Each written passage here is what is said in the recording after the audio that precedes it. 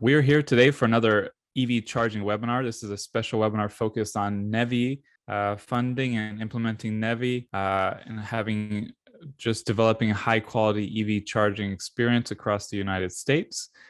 I'm Zach Shahan, CEO of Clean Technica, and with us today are Climate Change Policy Advisor at the Office of Governor Roy Cooper in North Carolina, and Asaf Nagler, Vice President of External Affairs at ABB E-Mobility North America, one of our favorite large corporations because of all the clean tech work they do in EVs, solar, and other sectors. Zach Pierce is a public policy professional with nearly 10 years of experience working on climate change, clean energy, and natural resources issues across the United States. He currently serves as Climate Change Policy Advisor for Governor Roy Cooper, responsible for policy development, stakeholder engagement, project management, press guidance, and general support for the governor's agenda. So I would say if you want something done in North Carolina on clean tech and climate issues, Zach seems to be a key person you would want to go to and talk to. Hopefully we won't flood your email box after this. Or maybe hopefully we will. I don't know what you're looking for here. Asaf Nagler, Vice President of External Affairs at ABB E-Mobility North America, has worked in sustainability technology and policy for over a decade, dating back to his time at Chief of Staff of the Undersecretary of Energy during early days of the Obama administration and the American Recovery and Reinvestment Act. So he's got some deep roots in what has stimulated the clean tech revolution here in the United States, a lot of the stuff that has done so. He's worked in a variety of sustainable technologies, including energy resilience and smart grid, methane emissions, marine transportation, and of course, electric vehicle charging, the key topic of today. To start off, I'll just give you guys a brief moment if you want to say anything else about your background, how you got into these fields, beyond the short introductions I just offered. We can start with Zach since he's got a very cool name. Thank you, other Zach. You're certainly not biased. You can just call me other Zach throughout the webinar. Right. Well, first, I just want to thank you and Clean Technica for the opportunity to join today's discussion. Really pertinent topic for us at the state level in North Carolina. I'll just quickly share a bit more of my background. You know, as Zachary mentioned, currently serve in a policy role in Governor Cooper's office here in North Carolina.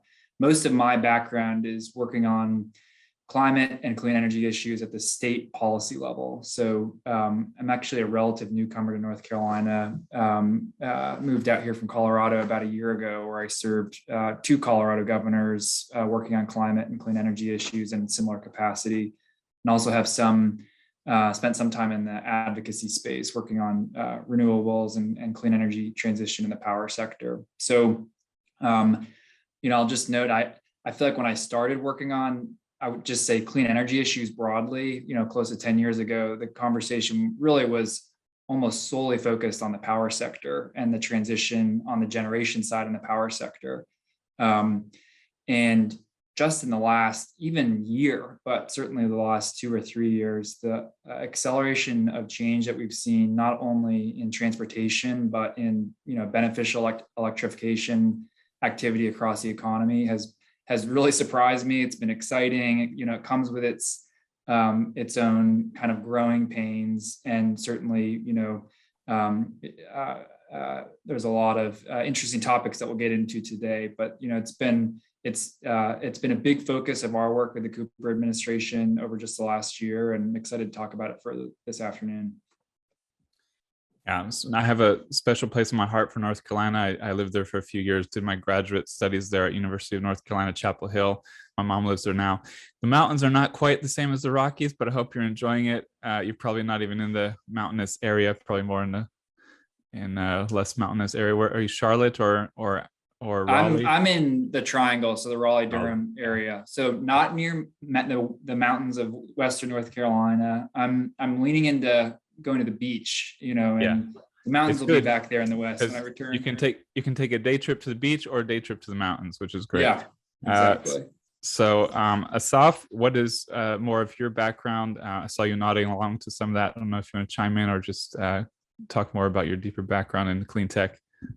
Yeah, no, I think it was interesting hearing Zach talk about kind of where we were a decade ago on clean energy and where we've come to now. And it's been interesting in some senses seeing the differences between kind of cleaning up the power generation sector versus cleaning up the transportation sector.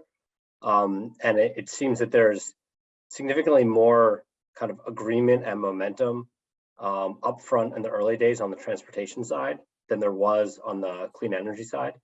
And I think it's really encouraging. It also makes it really exciting to be involved in it this time around.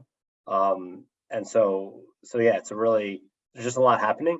And kind of having been at the U.S. Department of Energy during the Recovery Act in 2009, which was at the time kind of the biggest government investment in clean energy to date. And now we're back around doing it with transportation, with honestly an even bigger investment in clean transportation in some ways. And talking to colleagues who were around for the Recovery Act and now maybe around for the Bipartisan Infrastructure Law, it's a significant order of magnitude more funding this time around. Also on things like smart grid and advanced transmission and so forth to kind of make sure that we have the clean generation capacity to meet the increasing load that we're going to see from electric transportation. So just really, really excited to be able to still, as we were talking about earlier, to have a career and a living doing something that ultimately is good for the planet and good for society. It's just really great that we're able to do that now, whereas 20 years ago that might not have been the case. So it's just really great momentum we've seen in the kind of clean energy, climate, and sustainable technology space. Yeah, it's exciting to see you have those roots in the Obama administration during that time. I mean, I think for all of us here, it probably feels sometimes like yesterday and sometimes like ages ago, generations ago. And it's interesting that you note how much there's much more funding now, because you think of that period and all the marketing, all the press it got as stimulating the green tech revolution. And you sort of, I feel like there's not quite the same, the PR angle outside of this is tougher, I think now, ironically, even though there's a lot more going into it, there's a lot more interest. It seems like there's more of a more challenging PR atmosphere for this, which is something we'll probably get back to more. But definitely the experience is really exciting and fascinating. And we were talking about beforehand, before the call, I was just appreciating that, we've worked off and on with ABB for about a decade. I think the first year was maybe 2013. And back then we were focused on clean power, because that was the focus. That's what we wrote about. That's what everybody was doing. And now there's so much more focus on e-mobility. So it's just fun to go through the different phases. So to get launched into the questions, I think starting with a good general one here, where are we in the electrification journey? And we can start with Asaf maybe on that. Yeah, thanks, Zach, for that. I think, we're ultimately just in the really early innings, right? And I think about where we were a decade ago with kind of our first 50 kilowatt, DC fast charger, and we were putting level 2s out there, to where we've come in the past, 3 years. I think we introduced a 350 kilowatt charger 2018 or 2019, and just kind of seeing the pace of technology evolve. It's been really rapid over the past few years. I think that we also may have started 10 years ago, but the past couple of years have just seen the change accelerate. And for us, I think for a lot of folks in the industry, we're all struggling in a sense, to keep up, because there's so much interest and so much demand. And yet you look at electric vehicles as a percentage of new sales, and it's still just under 5%, right? It's some small like that, right? So, and I know you're focused on North America, but you must have colleagues in the European market who you get to talk with a bit, where they're at 20% of new sales plug-in vehicles. Yeah. So do you have much, I don't know, do you want to say anything about that, how that inspires stuff here or gives us? Yeah, I mean, I think Europe is a little ahead of us. And then there's certainly a lot happening in China as well. I think that there is stuff to learn from their experiences, but the US is a totally different animal, right? I mean, we are a huge country with lots of different, sub-countries, right? If you look at each of these states. So it's a much different task here. and we have more remote areas. We're much more geographically spread out. And our culture is really built around the car over the last century. So I just think there are a lot of ways that we have to do things differently here. And we're just really, really early on in that journey, right? This is going to be a, I don't know, multi-decadal kind of journey towards electrification. And it kind of makes sense, right? I mean, this is the first major change since the horse and buggy to the electric vehicle, right? Which was a century ago, right? So this is a pretty significant change, and you're not going to change a whole portion of the economy overnight. And I think that we talk about electric transportation a lot, and we're still just at the beginning. So I think this is important to kind of have that frame of mind that this is a marathon, not a sprint, and it kind of adjusts, I think, how you kind of think about deployment and where we're headed. Yeah, I can jump in. The first thought that I would offer, just following up on our reflections on the early days with the focus on the power sector and moving to e-mobility. I mean, I think one of the huge distinctions of transportation electrification compared to the power sector is you've moved from a relatively small number of entities, whether it's from an incentive or regulation standpoint, that are making most of the decisions on the supply side of the sector, into working on infrastructure investment, policy, et cetera, in the transportation sector that needs to impact the voluntary decision making of hundreds of millions of people in the U.S. And so the workforce needs, the public education needs, across the board are just really different, and there's opportunities there and challenges there. In terms of where we are in our e-mobility journey, I mean, I totally agree with Asaf. I think we're in the early stages, but it's hard to overstate how much progress there has been in those early chapters in just the last couple of years. Whether you're measuring in terms of the economic tailwinds and the cost declines that we're seeing, the advancement of the technology, the commitments from the manufacturers, and just the kind of broad buy-in that we're seeing across the board on this really being the future, certainly in the light duty sector. Folks like to cite the Super Bowl advertisements as really the bellwether, and I agree with that. I mean, I think there's been huge change there.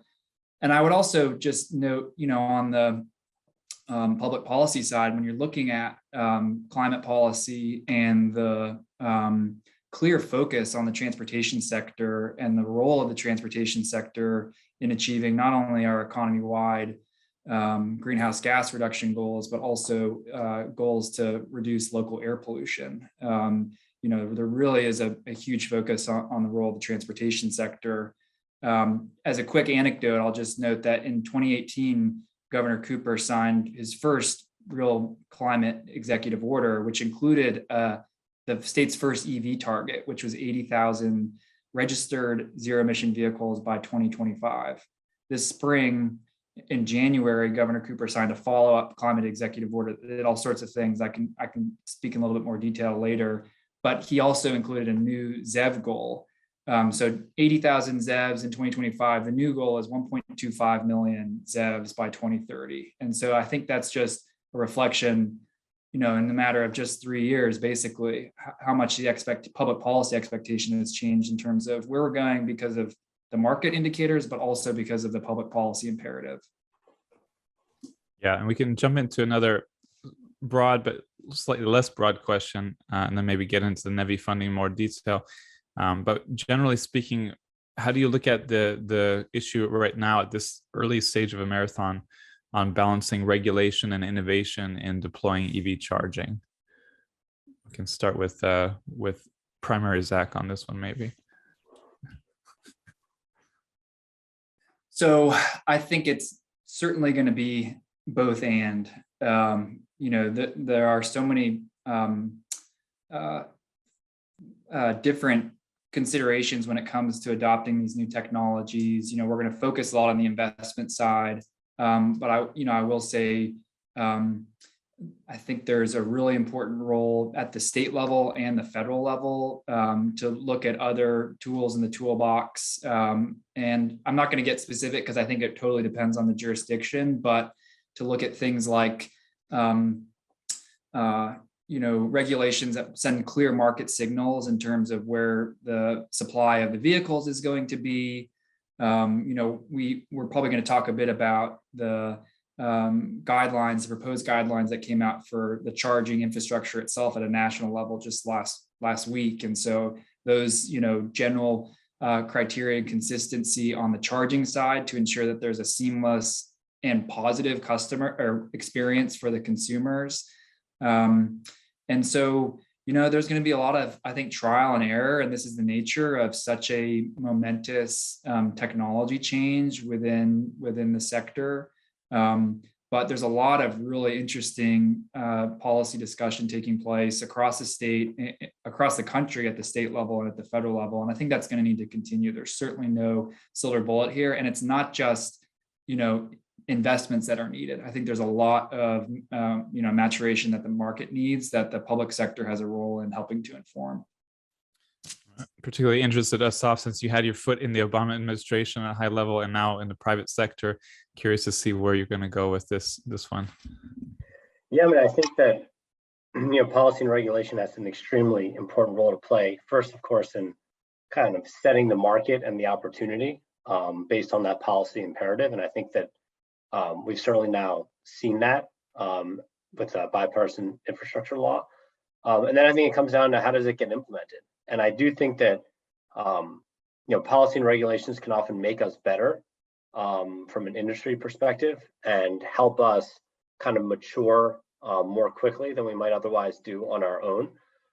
But I think to pick up on what Zach noted, that it's going to be a bit of trial and error because this is so new. The technology is new, the business models are new, and they're also evolving extremely fast along with the charging. And so you don't want to kind of make a decision today that impedes innovation kind of down the road. I just think about, one example that always comes to mind is I think about our 350 kilowatt charger that we came out with a few years ago. And it was a split system. There's a dispenser kind of right on the curb. And then behind the dispenser are these, two large power cabinets. They're, for us, big white boxes. For everybody, other people, big gray boxes. There were all the kind of conversion happens from AC power to DC power and so forth. And those were these two big, great, big metal cabinets. The new product, which we, announced globally earlier in the year, is a 350 kilowatt charger, all in one, no separate cabinets and dispenser, small footprint, all sits on the side of the curb, right where you plug in, right? And so it's a totally different type of technology in the sense that smaller footprint opens up doors from a business model perspective, from a real estate perspective.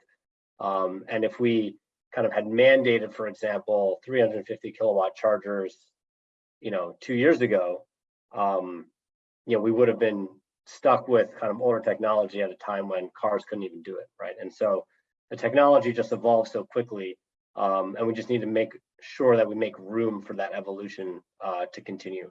And I think that's what everyone's invested in doing. But it's just kind of making sure that we keep that door open.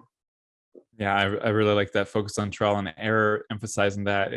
It just threw me back to the DOE loan guarantee program, I think, and the Cylindra, which the overall program was extremely successful. You would have had a ridiculously great return on investment if you were in the private sector. But there was one a failed case that got a lot of basically political attention.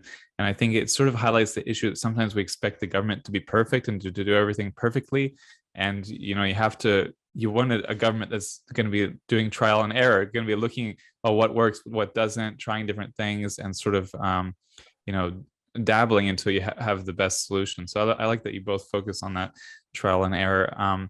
So maybe we can jump into a little bit then the specifics of NEVI funding. So I guess we can look more broadly, and also, in North Carolina, how do you see states approaching dispersing NEVI formula funding and IIJA funding more broadly? We can start with that. Well, we can start with Asaf again. Maybe we'll go just a broader picture, and then we can dig into North Carolina more. Sure. Yeah, I think that in the Bipartisan Infrastructure Law, there was $7.5 billion that's allocated for public charging infrastructure. Of that, $5 billion is this NEVI program, which is formula funding that goes to the states based on a predefined kind of allocation, and the states can essentially spend it how they like, so long as it's consistent with federal guidelines, which kind of have now come out. But there's a lot more in the bill than just the NEVI program, right? There was also $5 billion for low and no emission transit buses. There's $5 billion for clean school buses, of which $2.5 billion is dedicated for electric buses. They revised the applicable applicable use cases for CMAQ money out of EPA, out of DOT, which can carbon mitigation plan. So there's a whole lot of money that's out there. And then there's still, of course, Volkswagen money that's left over from the Dieselgate issue. And so states have a lot of things at their disposal from the federal government. And then a lot of states are also putting in their own money towards the e-mobility economy. And so we're certainly seeing every state do things a little bit differently. And kind of like really encouragingly, we're also seeing a lot of states say communication plans, right? And so the NEVI, funding is going to, slot into their larger plans, which is a really nice thing to actually see. And then for some states, NEVI is going to push them to do something they otherwise would not have done. So I just think that it does provide significant flexibility to states to kind of make the decisions that are right for them. And I think, certainly in the EV charging space, there is no one size fits all from a charging solution for your use case. But similarly, there are regional differences as well. And, I think, for us to be successful as a country, we do have to recognize that states and localities have their own specific needs for their communities. And then they should be provided that flexibility to meet their communities where they are, because no two places are the same. Yeah, I think that's a great overview, Asaf, and would just put an asterisk on the point that while the NEVI program is certainly in many ways the tip of the spear in terms of explicit money authorized for charging infrastructure in the IIJA, there are a lot of programs in I'll refer to it as the Bipartisan Infrastructure Law, the bill, because that's the easiest acronym. So there are a lot of programs in the bill that may not be explicitly or solely dedicated to EV infrastructure, but where that's an eligible use. So in North Carolina, we're certainly taking a wide look at all the opportunities that we have, both for the formula funding through NEVI that we'll be receiving. We want to make sure that we are positioning ourselves to be competitive for some of these discretionary grants. I think that's a point worth noting. There are a lot of formula funds, the NEVI program, the carbon reduction program is another big discretionary program that is formula. But there's a lot of resources that North Carolina will leave on the table unless we are, organized and collectively advocating for those resources to come to our state. One of the this spring, the governor proposed his budget for the upcoming fiscal year. And just to quickly highlight two of the relevant proposals in that budget, we've proposed adding 20 staff to our Commerce Department, time-limited 2-year staff, with the basically sole purpose of helping local governments compete for and administer bill funding. So, for a lot of localities, all of these resources and trying to secure these resources comes on top of an existing day job. And so we're seeing really big bandwidth constraints, and it's great, these top line numbers, but we need to make sure that those resources are actually getting to communities, and especially, the communities that may not have the resources to draw them down. Another proposal in the governor's budget, basically we set up a state grant fund for community colleges and school districts, a $10 million grant fund specifically to support clean transportation, clean energy, and energy efficiency programming.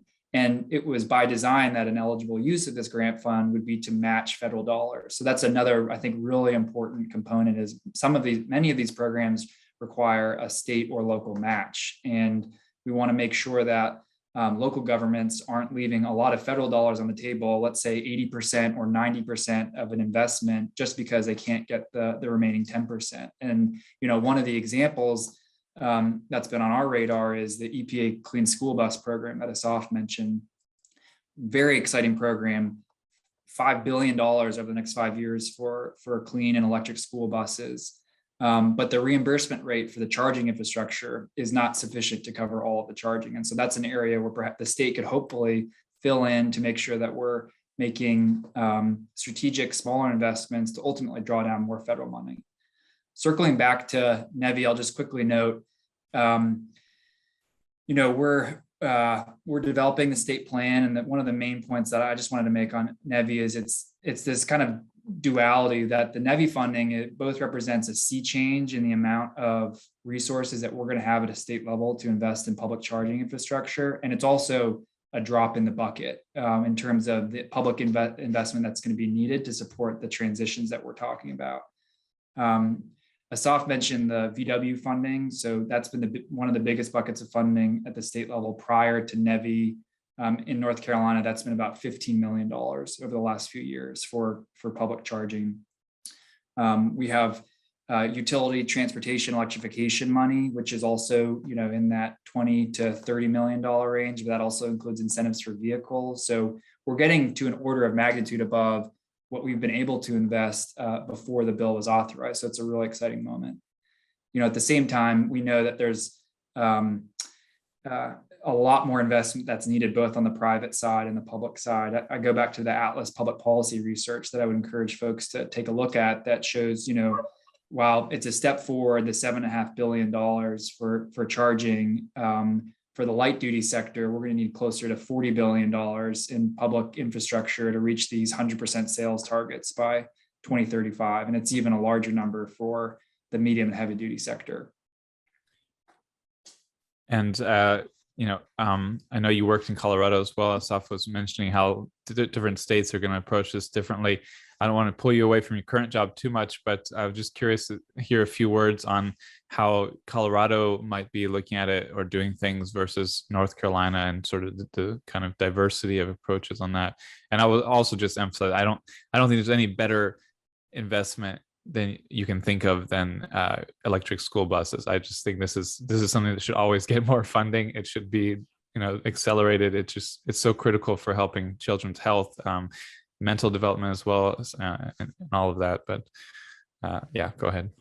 Yeah, thanks, Zach. I'll just quickly note, I think EPA last year spent $8 or $9 million across the entire agency through the ADHERE program on clean school buses. And due to the bill, this year's allocation is $500 million, and it can go up to $1 billion this year based on demand. So that just is I think a pretty good example of what a step change we're talking about with the passage of this law. Yeah, so I'm happy to quickly and I would just step in from it because there's a bit of it's just very popular to hate on the federal government right now and politicians. We're still pulling ourselves out of a very difficult pandemic and economic situation, and I think just highlighting how much, like you said, is a huge step change. That's a huge investment that wouldn't have happened without the current administration being focused on this topic. And I think they don't really get enough credit for how much they are doing and trying to focus on this without the full support of Congress as well. So I just want to double emphasize how much of a difference that makes. But go ahead on the Colorado angle too. Yeah, I am happy to kind of speak for myself and about the reflections on my previous experience in Colorado compared to North Carolina. I would just make maybe two quick points. I think North Carolina and Colorado share a number of similarities. One of them is that both states have really large portions of the state that are rural and there's not a lot of population density. And I think, that's going to be a big challenge and thematic focus point when we're building out the charging infrastructure, is making sure that we're not leaving rural communities behind. And we're really thinking about public funding complementing where the private capital is not naturally maybe attracting to some of these larger population centers. So I don't know the details of what's happening in Colorado, but would guess, similar to North Carolina, that there's a lot of consideration around building out the network to some of these rural and maybe historically underserved communities from an infrastructure standpoint. There was a lot of lessons learned on broadband deployment, for example, and I think we're building on that in both states. The other thing I would just note is Colorado and North Carolina, are different shades of purple politically in terms of having a mixed political composition. And my experience in both states has been that the e-mobility revolution and what we're seeing in this sector brings with it a very broad value proposition. So whether your issue is economic development, whether it is air pollution, environmental justice, or the climate crisis, these new technologies really are, I think, coalescing pretty powerful bipartisan support. And that's why you're seeing, I think, a strong history even before the bill of support for this industry across states with very different political compositions. Good stuff. So I'd like to maybe jump to a bit of some technical questions, just because I know these are sort of big topics in EV charging. I'll bring up two here, and you can address them as you like. But just EV charging reliability. This is always critical. This has been an issue off and on, in different places, different ways for years. How do you see addressing that? How do you see that as a focus area of this right now? And also, just as Asaf has mentioned, EV charging technology has dramatically changed in the past several years. And I'm sure reliability has been a big focus of that. How do you see, looking at the future of EV charging in this context as well, playing into all of this effort and funding to accelerate the transition, while remembering that it's a marathon? So, sprinting at a good pace while realizing things, technology evolves.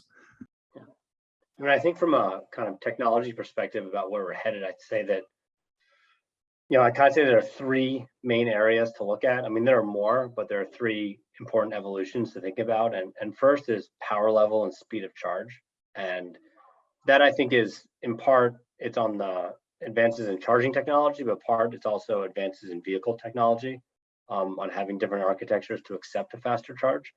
I mean, I think that more and more power levels for charging, certainly in the public space, are going to continue to rise. And you're, even also seeing in the residential space, level 2 chargers are not all the same, right? If you have a 32 amp cable or a 40 amp cable or a 50 amp cable, you're able to deliver more power. And we've actually been seeing even residential level 2 chargers creep up in the ability to deliver more power more quickly. So I think that you're going to continue to see that rise. I don't really think it's an arms race to higher power because it's still kind of an evolving kind of process.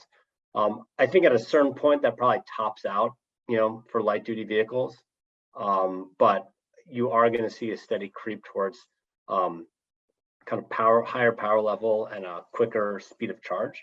And certainly in the medium and heavy duty side of things, we're headed towards megawatt charging systems, right? And the standard has been at work globally.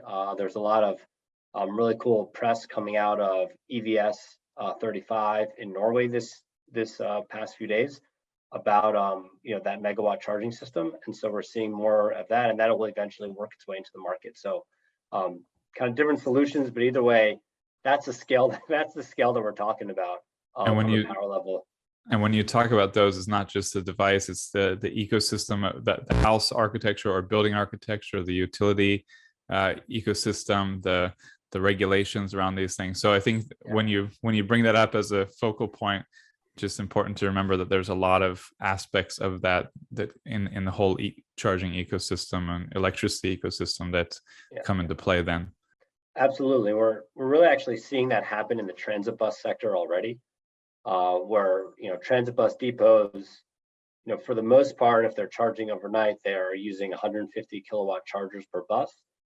And you think about how many buses are at a bus depot. It's not 3 and it's not 10, right? It's dozens, right? And so you start putting it in some North Carolina municipalities, it's 3. Yeah, that's right.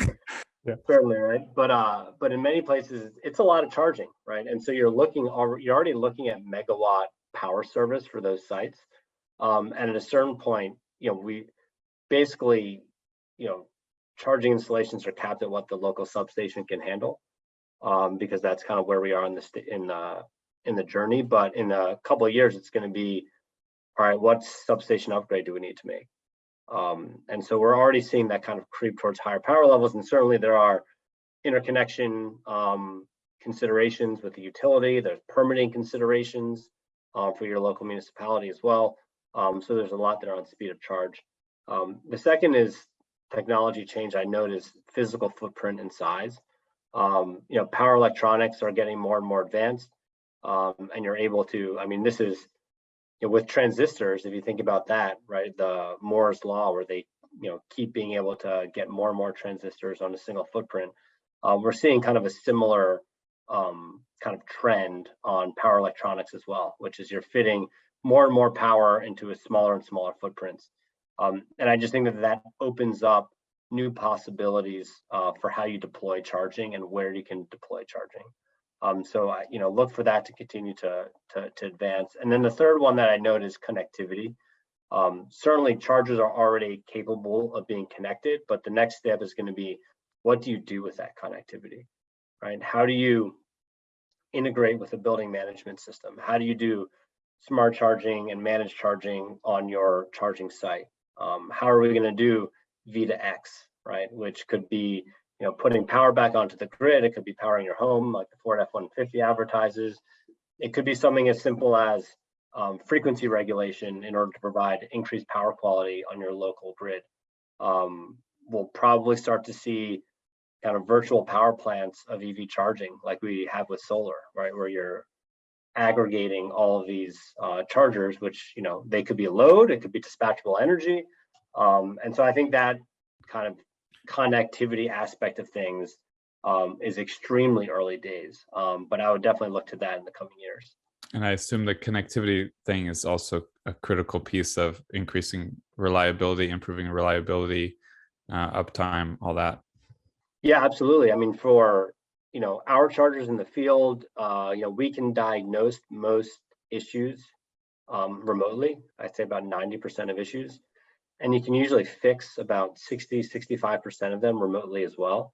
But there's some things you can't fix remotely, and those are the things, honestly, that break the most. People drop the cables on the ground, people run them over, they just get bashed into the charging gun cable, screens break over time from sun, people banging on them, credit card readers exposed to the elements, those things break as well. So there are a number of kind of physical things that break, that you kind of need to roll a truck for or be out there for. But a lot of other ones you can kind of fix remotely. I think that, the thing that we need to think about when it comes to charging is that it's not just a metal box with various electrical pieces inside of it.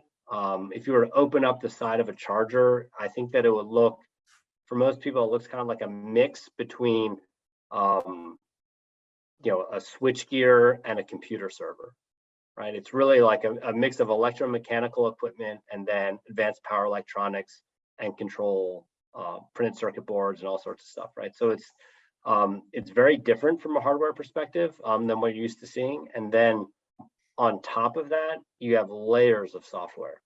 You have software that needs to operate the payment terminal. You have software that goes back to the hardware manufacturer to monitor the charger. You have a software connection that goes to the network operator. So there are just a lot of different layers that have to all work together to make it work. And it's new to the charging space. So I think the kind of best way that you improve reliability is to kind of have really strong partnerships that and rules of the road that set a process for all those various stakeholders to work together and kind of work towards resolutions and agree to do that. And then the other thing is that you just have to make sure that owners and operators have the infrastructure, to respond to complaints. When a complaint happens, where does it go? Do you have a call center? Is there a kind of decisional matrix for how you address a concern? Time limits for when you go out and do it? And then do you have the service techs to go out and service the charger if you need to be there physically? Servicing a charger in Raleigh is going to be really different than servicing a charger out in the mountains. Getting someone there is more complicated. And if you look at that on a national scale, if you have a few chargers in rural Montana or South Dakota, it's going to be a different kind of response time and ability than it's going to be if it's in a major urban center, right? And those are also equity issues that we need to resolve as well. And so I think that it's really about working together that we're going to try to work towards that. But I think that we need to kind of collectively as an industry and as policymakers acknowledge that it's not so straightforward, right? And it's not something that you can just kind of brute force your way into, but we really need to work together to get there. And Zach, so when you look at those industry trends and issues or suggestions, how do you then look at that and look at the NEVI funding or broader funding or plans at the state level and pull that together? Yeah, it's a great question, and Asaf covered a number of really important points. So I'll just kind of maybe respond to a couple of them. Many of the criteria and kind of technical focuses that Asaf mentioned, I think, relate to the proposed standards that were released last week from federal DOT. And I think this is one of the, really big, important outcomes of the bill that's not related to actually getting money out the door. So the fact that we're now going to have, or ultimately with finalized standards, have a federally, accepted standard for charging infrastructure is unprecedented at a national level, and I think is going to be a really big deal in terms of ensuring a reliable and positive customer experience. And so these proposed standards range from, training and credentialing for the installation of the charging infrastructure, customer visibility into the status of a given charger, is their vehicle already there, being able to plan trips out, maintenance requirements for at least 5 years for stations that are funded by public dollars. And I think it's a 97%, runtime requirement for those chargers. I know, I hear a fair amount about, chargers that were maybe installed 4 or 5 years ago that now, are inconsistent and in terms of their availability, whether or not they're even working. And that's a big deal for folks who are kind of on the leading edge of buying these vehicles and want to make sure that they can get from point A to point B. 2 other quick points I would just bring up that are, certainly top of mind from the state policy perspective. One is for North Carolina is evacuation routes. We are thinking a lot about what our corridors and where our charging infrastructure is in our coastal areas, thinking about extreme weather and storms and making sure that consumers and first responders have the infrastructure in place to respond to those events with electric vehicles. And then the other one that Asaf mentioned that I just wanted to reiterate was the equity considerations around where these charging stations are going in. And reliability is a really important metric, and I think it relates to access. So the NEVI funding is primarily focused on our interstate and U.S. highways, so our main arterials and corridors. But there is a lot of work that we need to do when it comes to community infrastructure for individuals that don't have dedicated parking, or in multifamily housing where we're going to really need to get that, that level 2 infrastructure within communities so that there's a reliable network for folks that don't have dedicated charging. Good stuff. Yeah, I'm sure there's a lot more there. I'm going to jump to some Q&A from the audience. We got a lot of questions here that are quite interesting. Here we have from Eric Vega. What are the plans for gas stations, especially after 2035, when all fossil fuel vehicles or ICE vehicles are meant to be gone? Not sure if I think that's better target for Zach, probably. Well, I don't have a conclusive answer to that. I will say, in some cases, gas stations may be a good candidate for, for locations for new charging infrastructure, depending on what the land looks like, what the pre-wiring looks like. But hopefully there will be, there certainly will be a close look at the existing infrastructure, whether it's deployment of electric technology or other low or zero carbon fuels, especially as you're getting into the medium and heavy duty sector. Yeah, so I think that's somewhat of an open question, but I think there'll be a lot of overlap in swapping out fueling infrastructure. Yeah, and he had a follow-up question, just are there plans for chargers in gas stations in the meantime? So you answered that a little bit, but I mean, I think that you're seeing it already, right? And you have a lot of the large kind of fueling retailers and convenience stores start to install chargers on site because it is an opportunity for them. And if you ask a lot of them, what do they make money on? It's typically not the fuel, it's the services and amenities that are inside the building where the fueling pumps are. And chargers just provide additional opportunity there because sometimes it can take a little longer to charge a vehicle than it does to fuel an ICE car. So I think that there's ample opportunity for conventional fueling stations to exist in the new e-mobility economy, and a lot of them are already trying to make that transition. And so you're definitely seeing that movement happen already. And on the issue of installing EV charging infrastructure at gas stations, I imagine that's part of that you look at that in your plans a bit. Yeah, I mean, there are a number of considerations. So first of all, for the NEVI funding, there are pretty clear criteria, how far the charging stations can be off of a major, highway, and how, spaced apart the chargers can be. So it's 50 miles between the chargers and within a mile of the exit of a highway. And so, yeah, you're going to look at things like who owns the land where chargers could potentially go in. Obviously, there's a lot of gas stations kind of within that zone. Looking at things like what is the existing behind the meter electrical infrastructure, and could it support one of these new charging ports with 4 stations? So there are a number of overlays. You bring in the Justice 40 initiative and the importance of harnessing the benefits of this investment in historically underserved communities.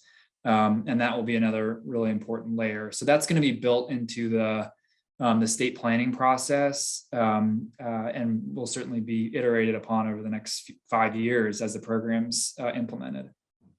And we have a question here from Ed Elliott. It says, how does North Carolina House Bill 1049 providing funds to remove charging stations square with the federal funding to add charging stations? This is I'll let you answer that.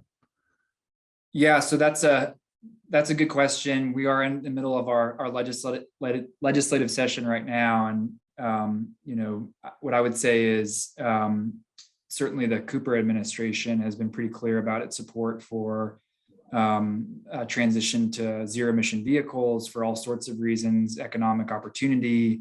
We've seen some really big announcements from manufacturers choosing to site large facilities in North Carolina from a climate standpoint, a public health and environmental justice standpoint. And we're very active engaging our partners at the legislature on that agenda. We have a question from Suresh Mandava from India, saying EV is still nascent stage in India, and asking about regulation in the US, if there's any regulation or any potential regulation making it mandatory for all EV charging stations to have some kind of common user interface for the convenience of vehicle owners? Interesting question. Yeah, so I can start, but I know Asaf has great expertise on this as well. Most of the, I think, requirements around uniformity of interface or interoperability of various interfaces connects back to those requirements and standards that were proposed by the federal government for publicly funded charging stations. So this isn't a broader regulation that would impact the entire industry. It would be basically specifications attached to those chargers that have public support. And that's the big focus right now. There are local, building codes and other regulatory constructs that will have an impact. And I think that's still a pretty nascent conversation. And it's going to be one of those, I think, test tubes, trial and error venues for years to come as states and other jurisdictions try to figure out how to do this right.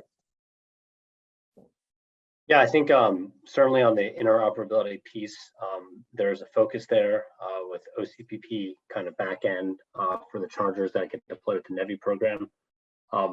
There isn't otherwise a policy afoot to make all chargers look the same from a kind of user interface perspective. I'm not sure it's really necessary. Charging providers want to have easy to use systems for consumers, right? They're motivated to make money and to have a positive customer experience. And I think that we can kind of rely on that a little bit. And I'd caution against being too prescriptive on how an entire industry must operate for charging. But certainly, I think there is kind of justified and important interest from policymakers in making sure that there is a workable and good customer experience. And admittedly, that's something that the charging industry is not batting 1,000 on, right? We certainly have some issues when it comes to charging experience for consumers and drivers, and that's something that we, I think, collectively all need to work on. And we have a question from Kathleen Chapman. Do you have any recommendation about getting past demand charges, especially considering megawatt chargers? If we can start with Asaf maybe on that one. Sure. I mean, there are a few kind of in the lab of public policy, there are a few options out there that folks are working with. In some states, at the kind of local commission, public utility commission level, they've implemented a variety of policies from demand charge holidays in order to get chargers out there and get utilization up so that they can ultimately make enough revenue back in order to overcome that initial demand charge. And then there are a lot of states that are also working on implementing EV charging specific tariffs and rates that kind of understands the nature of fast charging. So there are a lot of those kind of policy levers that are in the works and that different states are ultimately experimenting with.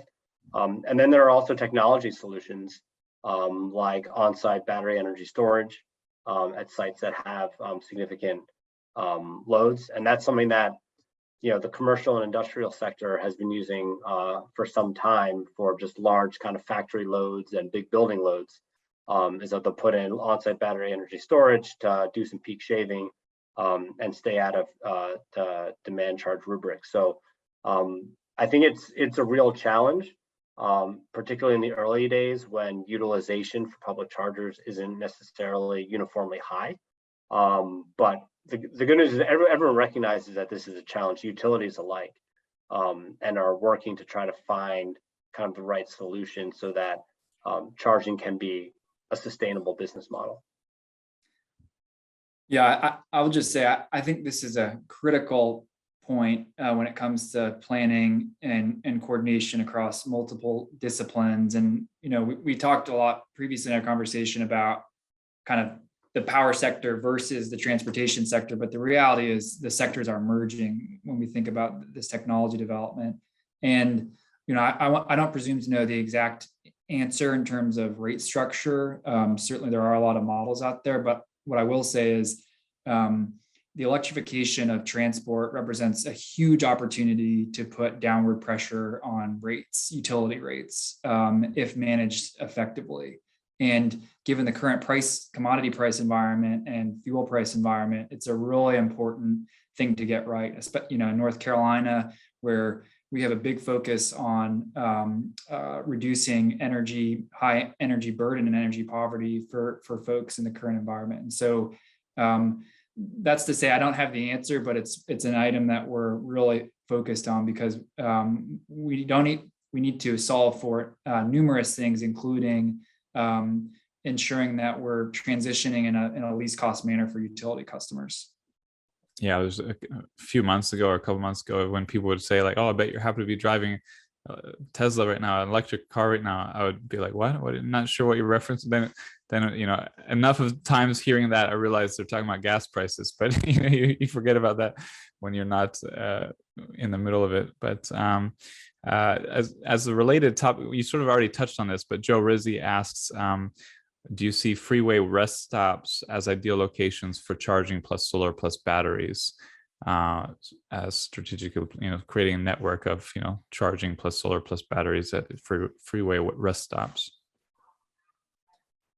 Yeah, so one of the challenges right now is there is a federal restriction against basically vending of various goods at these federal rest stops. So there's a limitation on being able to invest in charging infrastructure in federal rest stops. And it's a pretty active conversation at the federal level. Asaf may know more than I. At the state level, we're looking at locations like, welcome centers through our Commerce Department and other public state sites for potential infrastructure. But my understanding is that there is a pretty big limitation at the federal level.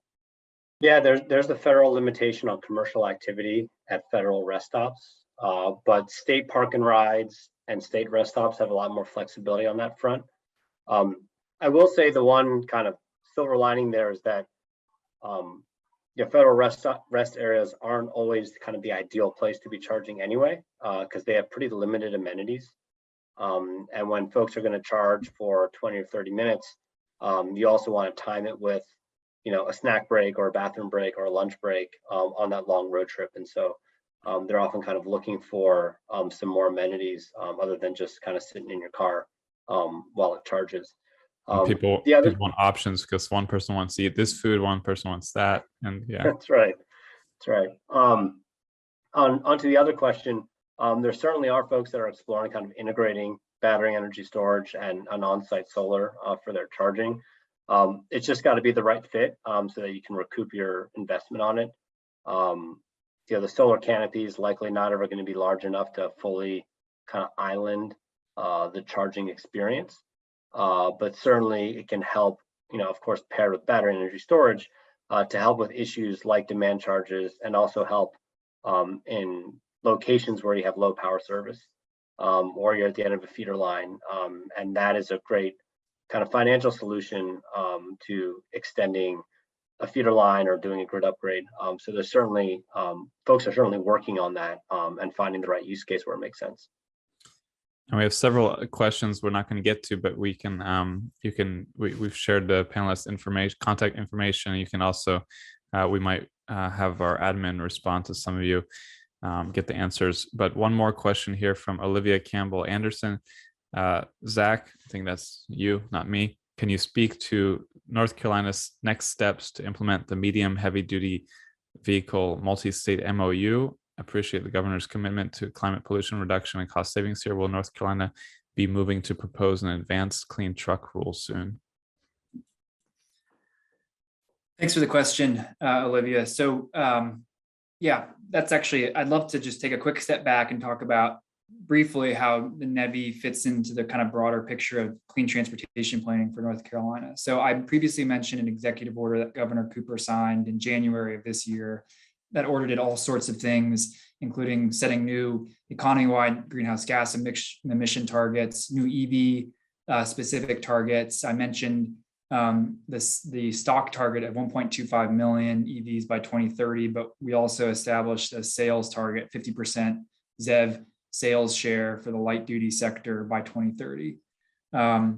The executive order also directed the development of the state's first clean transportation plan, which is, in large part, informed by, all of the kind of economic opportunities that we've been discussing today, but also an acknowledgement that in North Carolina, the transportation sector is not only the leading source of greenhouse gas emissions, but also a major contributor to local air pollution that harms all North Carolinians, but especially low-income communities, communities of color, other underserved communities.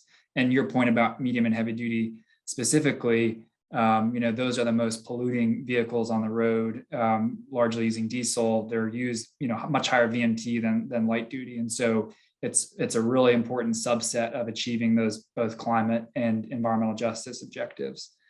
As you mentioned, in 2020, Governor Cooper signed on to a multi-jurisdictional MOU that's basically a number of states and jurisdictions working to support a transition to ZEBs in the medium and heavy duty sector.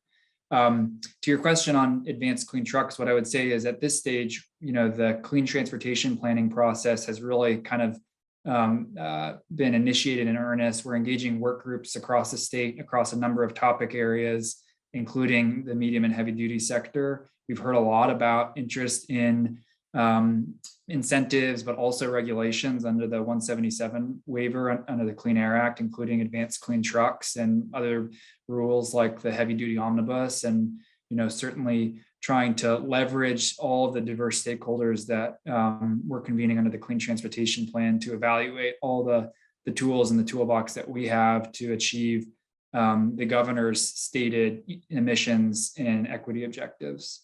So, long story short, that's a live conversation, and would welcome any follow-up to dig further into it. Yeah. So to wrap up, are there any other? Did we miss anything important, or any final comments on NEVI funding helping to accelerate e-mobility, the EV transition, EV revolution, however you want to phrase it? Any key topics to highlight at the end here? I think that there's always more to talk about, but I think it's been a great conversation. I've enjoyed kind of being here. I think that one kind of last comment I would make is to those that are listening, is definitely kind of get involved with the processes and stakeholder processes happening at the state and local level. This is going to be kind of an all of industry effort to get it right. And we generally get a better result when more voices are at the table. So I would just kind of encourage folks to follow what's happening in your local state and region, and contribute. And while Zach Pierce is thinking, I would just as well, I like that you highlighted that, and there was something that stood out to me earlier when you talked about EV charging reliability and tech development, just that you need all these different partners to work together to, I've seen this with a lot of charging stations where they get put in, and then there's not the existing partnerships to keep them up, at the right level, or there's just sort of like you need all of the key partners to be committed together, to work together in the long term, as you said, for the marathon, and keep things going in the right direction as much as possible on every level, everywhere. And I think people who step up and work to help coordinate or help to connect people is really a role that probably a lot of just enthusiasts could do well to help that. But Zach, do you have any final words? I'm going to follow the trend here and probably make a version of this, a version of the same point. But I think today's panel is a kind of a brief snapshot in the reality that this transition is implicating all sectors of the economy, all disciplines, whether you're working at the state policy level, whether you're in the private sector, either as a manufacturer, up and down the supply chain, as a utility, local governments, consumer advocates. So it's a really exciting time, and it's going to, I think, require all of those disciplines to be really engaged so that we don't have blind spots when it comes to, probably most importantly, ensuring that this transition is equitable and really recognizes some of the kind of legacy, the negative impacts that we've had with previous transportation planning investments, and the opportunity that we have to build new infrastructure that really centers equity. And then when it comes to the IIJA, I would just say, we've talked about this a little bit, but I will hammer home the point that this isn't just federal money flowing through states, and it's not all formula funds. There are a lot of competitive grant funds out there where there are eligible applicants, in the public and private sectors. And, from the North Carolina perspective, if anyone out there has an interest in pilot projects in this space or other deployment opportunities where they see synergy with what the state's doing, we want to have that conversation, because we don't want to be making policy or budget decision-making in a vacuum. And we're not the only recipients of this funding. And this is a generational investment opportunity, and we want to get it right. And that's a perfect ending. Thank you both. You had a really brilliant and interesting conversation. I'm sure there's much more below the surface we could talk about for hours, but I think this was a really great overview and a bit of a dive into the details of this topic. So maybe we reconvene, collaborate again in the future, and follow up and see how things are going. But thank you so much for your insight today, and doing what you're doing in your day jobs to advance e-mobility. Thanks, Zach. Thanks, Zach. And thank you to everyone listening who provided questions or just going to take this with them and help advance e-mobility in their own lives. So thank you to you as well.